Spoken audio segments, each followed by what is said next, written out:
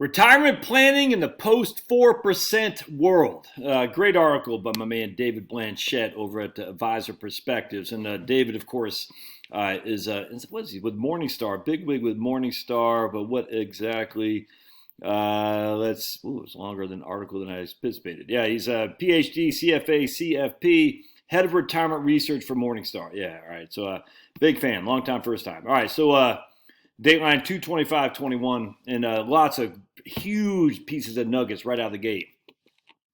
Today's low bond yields and high equity valuations have led many to jettison the traditional 4% safe withdrawal rate assumption. I will show that the optimal safe withdrawal rate depends considerably on the retiree. Yes, that's exactly it. All right, lower assumed returns will reduce initial withdrawal rates and increase required savings, and a growing body of research has suggested that 4% may no longer be safe. It never was. So check this out. Here is a huge big nugget. While it's definitely important to use expected returns, don't be lazy and use the historical long-term averages, Blanchett says. It is also critical to understand how adjusting other key assumptions will impact the results. For example, retirement doesn't always last 30 years. Exactly. Retirees can adjust withdrawals as needed. Exactly. They'll tighten your belt. The market gets pummeled. You live off freaking ground beef as opposed to filet. If you're living off ground beef and the market gets pummeled, you live off ramen noodles. It's that simple. When I was growing up, we never had ground beef.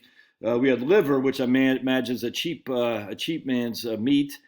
And then my mom had this, for some reason she loved tofu because she was a big hippy dippy in Portland, Maine. So we had tofu pizza. I don't know how much, it's a soybean, so it's probably cheap. What's up, big guy? Many retirees don't increase spending annually with inflation. And common metrics like the probability of success don't often accurately portray the impact of a bad outcome. Watch my boy go up the stairs. Where are you going there, big dog? Hey, try to escape the prying eye of old Pops. If I update the returns to reflect today's investing environment, then 3 or even 2% becomes a new normal. However, depending on other assumptions and the preferences of the retiree, a 5% initial withdrawal rate could work just as well. All right.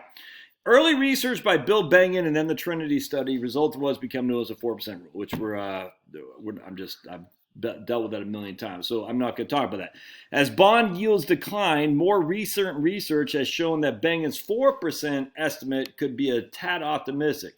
Lower assumed returns are going to result in a lower safe withdrawal rate. Remember, SWR is safe withdrawal rate. Let me just explain again what safe withdrawal rate is.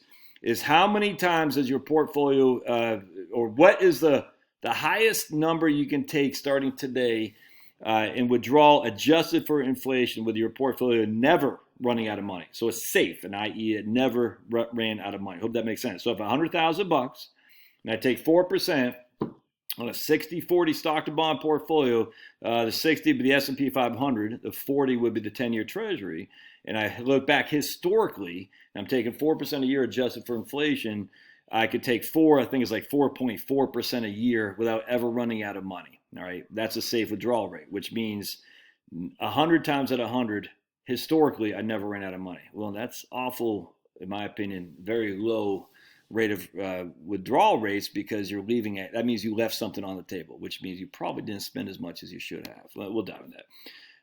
Let's see. For example, researchers commonly assume a retirement lasts a fixed period, like 30 years. Well, Rush Limbaugh just died at 70. He did not last 30 years. He didn't, and many people don't. Most people don't.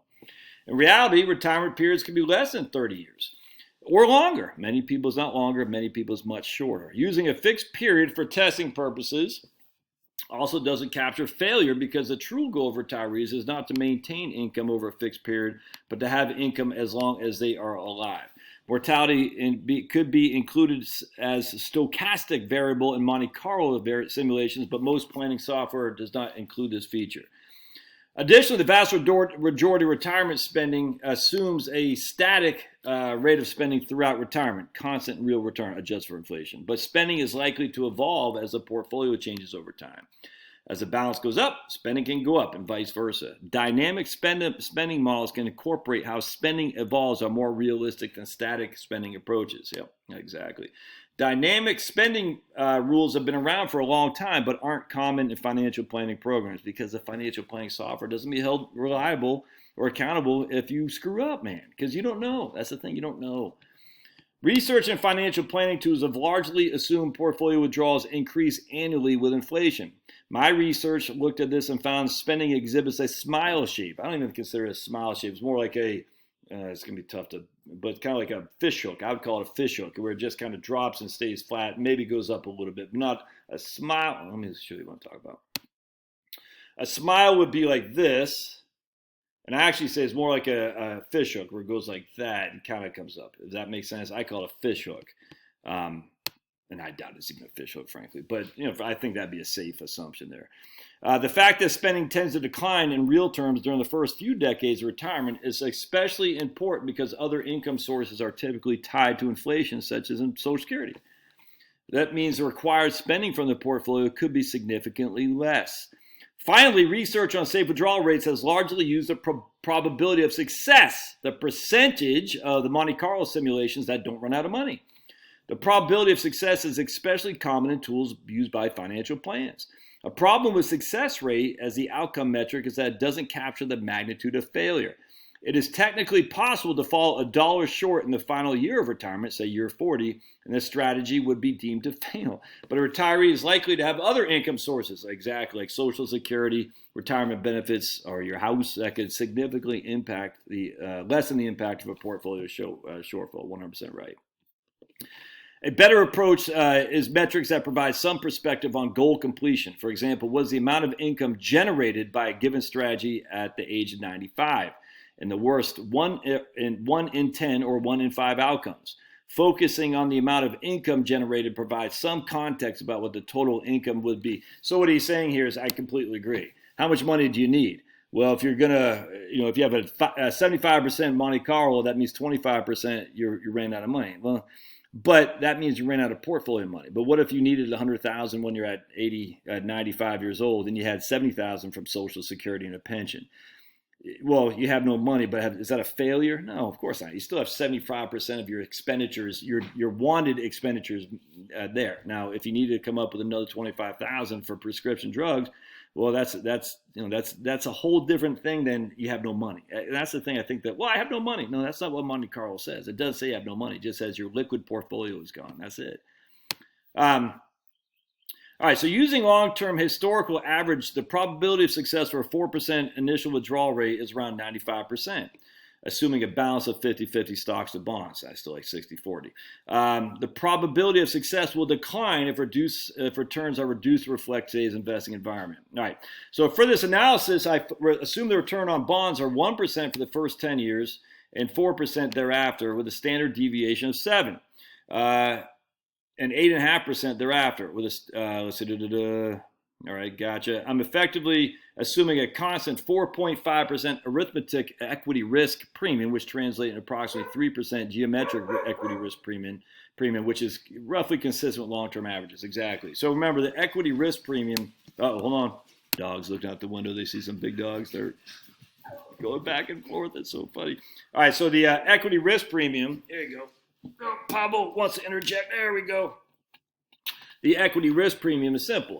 If bonds average 3% a year, and there's a 4% equity risk premium, like historically you get 4% above bonds. That's essentially the risk. That's the increase in rates of return you're getting for the risk of stocks, the volatility of stocks. So stocks are more volatile than bonds. You got to be rewarded for that volatility. That's called the equity risk premium.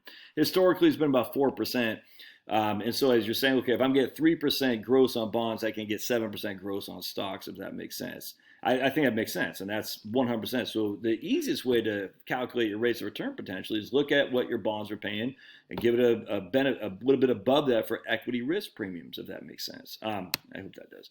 All right, so using these forecasted returns, the probability of success of a 4% initial withdrawal rate over a 30-year period drops to approximately 50% versus 95% using historical data. If I were to further reduce returns or assume a longer retirement period, then a 2% initial withdrawal rate is realistic. Does this mean 2% is a new 4%? No, not really. I'm going to use a dynamic retirement spending model where portfolio withdrawals evolve throughout retirement based on the portfolio value. Love it. The specific model is based on how RMDs are calculated, roughly 1 divided the assumed remaining retirement period. Okay. Next, instead of focusing on a single outcome metric, the probability of success, I will review and provide context on the entire distribution of income during retirement. The results are below and assume a 4% initial withdrawal rate from a 50-50 portfolio with a $1,000 balance. Thus, the initial withdrawal rate is $40. I also included a $40 a year assumed Social Security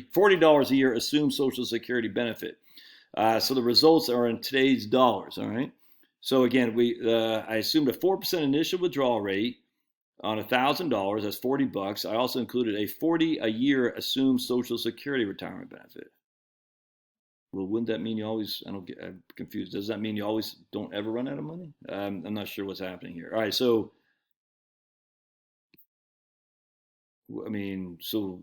okay, I guess I see what he's saying. I guess he's saying, look, I assume he's saying you're going to need $80 the first year, 40 from Social Security, 40 from your retirement plan. Let's see what he's doing here. The median result has about 65 at year 30, has an income about 65 at year 30, which is in today's dollars. So 40 would be from Social Security, 25 from your portfolio. The worst 1 in 10 outcomes, 10% has an income of 55 at year 30. Okay, so that's confusing me. I know where he's going. He's saying the worst 1 in 10. So 10% of the time, you only have basically $15 from your portfolio and 40 from Social Security. Is that 55 enough to cover your income? I don't know. That's kind of what he's saying. That's the worst. The median, 50% of the time you have more, 50% of the time you have less. In today's dollars, you have $65. So you have $25 from your portfolio and 40 from Social Security. All right, I got that. So 25 from your portfolio, 40 from Social Security. That's a median. All right. So he's saying that's a 2.5% distribution from where you start at $1,000, if that makes sense. And it's still kind of, I'm not digging that. That's a tough one to grasp, actually. Well, here we go. For retirees who need $80 in real income every year in retirement for 30 years with a high level of certainty, 4% is not going to work. All right. However, this potential distribution of spending may be fine for retirees with significant pensions. Okay. What if the portfolio spending is done? Okay, I get what he's saying. I'll leave this for you guys. Let's assume my return forecasts are too pessimistic. All right. Yeah, I don't. Conclusions. While returns are likely to be below historical U.S. averages in the near future, that doesn't necessarily mean advisors need to scare the bejesus out of retirees with incredibly low initial withdrawal rates. Advisors must understand the key assumptions. Overall, 4% is an appropriate starting place for a conversation because that's just what it is, a starting point. 100% agree. Some retirees are going to need more than that, but one should not prescribe an initial withdrawal rate until you appropriately diagnose the client. Yeah, I actually agree with his assessment. That's a little bit too confusing from back of the envelope. You got to keep it simple, man. But I see where he's going with this. He's saying, look, if you need $85 in the last year of retirement and you're only getting 40 from Social Security, that means you need 45. Again, not adjusted for inflation. This is adjusted for inflation. We're using it in today's dollars, I should be saying. That means you're going to need 45 from your portfolio. What's the likelihood you get 45 from your portfolio? And that doesn't give us a dollar amount, does it? No, it doesn't. Well, we know the 1 in 10, you only get 25 from your portfolio. The median, you're getting, let's see. 1 in 10, you're getting 15 from, 1 in 10, you're getting 15 from your portfolio. Yeah, the median, you're getting 25 from your portfolio. 1 in 10, you're getting 15 from your portfolio. But if you need 35 from your portfolio, you're going to be well above the 50% failure rate, if you will. Yeah, that's a challenge. The reason it's a challenge is because we're I get what he's saying. We're saying how much are you going to need later on down the road, and will we, if we take 4% a year, will that get us to that, how much we need? And if it's not, what's the shortfall? I get that. I get that. Man, it's got to be a better way to look at that, though.